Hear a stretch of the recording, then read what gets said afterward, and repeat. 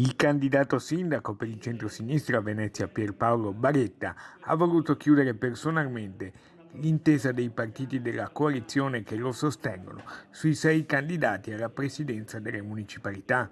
Baretta annuncia poi un cambio di rotta per la gestione delle municipalità e non risparmia una stoccata al sindaco in carica e suo principale avversario Luigi Brugnaro.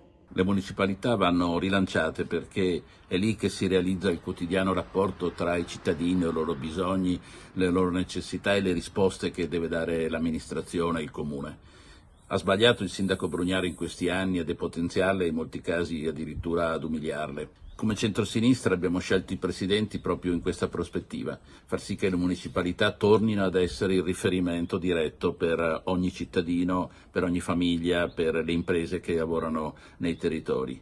Sono persone rappresentative, competenti, che uniscono un'ampia possibilità di rappresentanza che va oltre addirittura la nostra coalizione. Sono il primo passo per cambiare questa amministrazione.